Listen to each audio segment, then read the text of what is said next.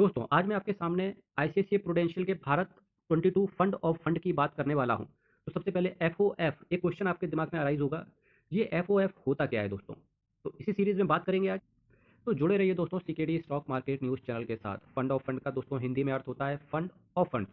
इस प्रकार का म्यूचुअल फंड सीधे शेयर्स, बॉन्ड्स या अन्य सिक्योरिटीज़ के अंदर निवेश नहीं करता, बल्कि दूसरे म्यूचुअल फंड्स की यूनिट्स के अंदर दोस्तों निवेश करता है। अगर मैं इसे आसान भाषा में बताने की चेष्टा करूँ आपके सामने, तो मान लीजिए किसी फंड ऑफ फंड में 10,000 रुपए आपने निवेश किया। यह फंड ऑफ फंड आपका पैसा सीधे शेयर्स में नहीं लगाएगा, बल्कि यह पैसा एक या दूसरे कई म्यूचुअल फंड में निवेश करेगा। यानी कि आप एक फंड के माध्यम से कई फंड्स में निवेश कर रहे होते हैं।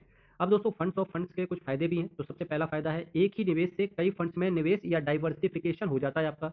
साथ ही साथ ये जो फंड होता है प्रोफेशनली मैनेज्ड होता है। गोल्ड या फिर इंटरनेशनल मार्केट या विशेष थीम में आसानी से निवेश हो जाता है। दोस्तों, जहाँ फ़ायदे हैं, वहाँ नुकसान भी है। तो नुकसान इसके 2 हैं, जैसे एक्सपेंस रेशियो अपेक्षाकृत अधिक हो सकता है। साथ ही साथ रिटर्न जिस फंड में निवेश किया गया है, उनके प्रदर्शन पर निर्भर करता है। उदाहरण के तौर पे अगर बात करें, जैसे गोल्ड फंड ऑफ फंड हो गया, गोल्ड ईटीएफ में निवेश करता है, ऐसे ही कुछ इंटरनेशनल फंड ऑफ फंड हो गया, विदेशी म्यूचुअल फंड के अंदर निवेश करता है। दोस्तों, अगर मैं सिंपल आपके सामने एक लाइन में इसे बताने की चेष्टा करूँ, तो फंड ऑफ फंड एक ऐसा म्यूचुअल फंड होता है जो दूसरे म्यूचुअल फंड्स के अंदर निवेश करता है, ना कि सीधे शेयर्स या बॉन्ड्स के अंदर निवेश करता है।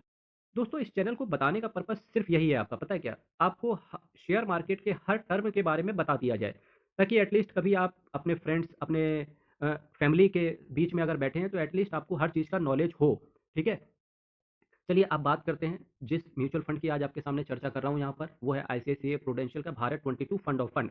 तो सबसे पहले मैं शुरुआत करने वाला हूँ, जो आपको ये ब्लू लाइन ऊपर दिख रही है, वो है दोस्तों रिटर्न। रिटर्न किस फंड का है? इसी फंड का है। और जो आपको ये येलो लाइन आपको दिख रही है, वो येलो लाइन है इसकी कैटेगरी का एवरेज। तो देखिए, कहीं ना कहीं इस म्यूचुअल फंड ने अपनी कैटेगरी से बेहतरीन प्रदर्शन किया है। ये चार्ट मैंने मैक्सिमम आपके सामने रखा हुआ है। अब दोस्तों, इस म्यूचुअल फंड के अगर मैं एक्सपेंस रेशियो की चर्चा करूं, तो यहाँ पर 0.10% है केवल एक्सपेंस रेशियो। 30 जून 2026 तक का डेटा है।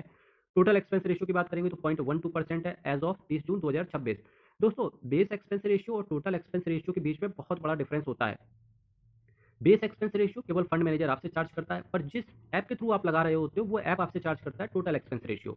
और जनरली आपके जो हाथ से कटता है, यानी कि जो आपके रिटर्न से कटता है, वो कटता है टोटल एक्सपेंस रेशियो ही। अब इस टोटल एक्सपेंस रेशियो में दोस्तों काफ़ी खर्चे शामिल होते हैं, जैसे कि base expense ratio, broking cost, transaction cost, statutory Levi's और टोटल एक्सपेंस रेशियो आपका इन सबको जोड़ करके बन जाता है।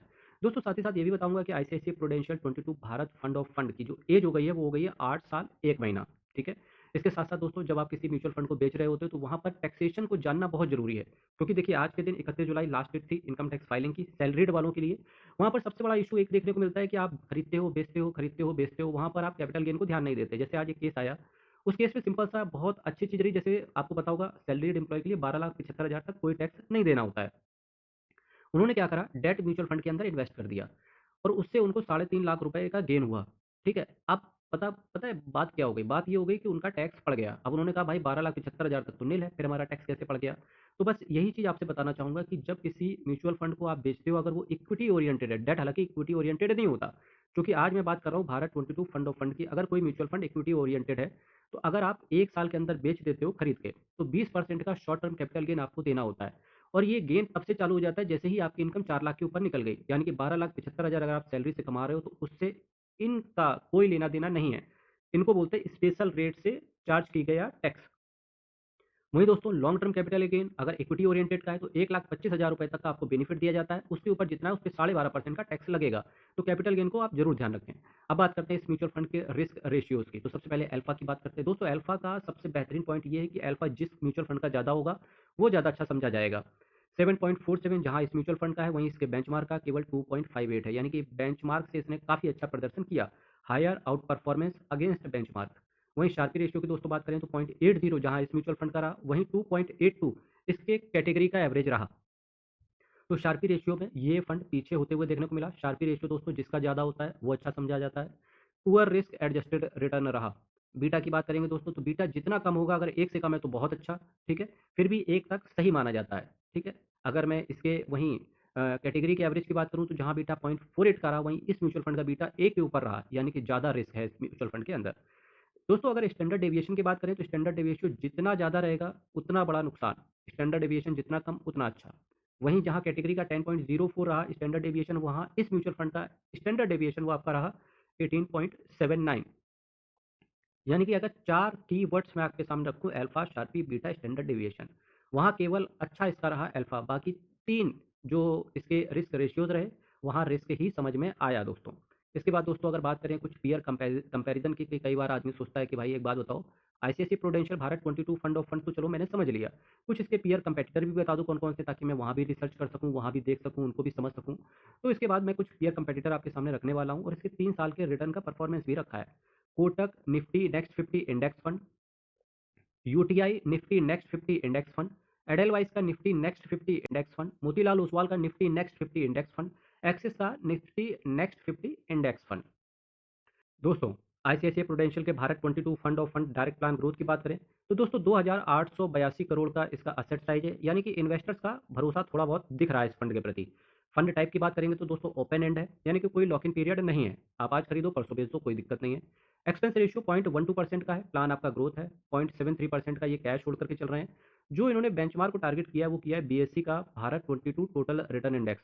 एग्जिट लोड है ही नहीं दोस्तों, अभी तक मैंने आपको जितने भी फंड्स बताए वहाँ पर कहीं न कहीं थोड़ा बहुत एग्जिट लोड रहता था, पर इस म्यूचुअल फंड के अंदर एग्जिट लोड नहीं है, नो चार्जेस और विड्रॉवल।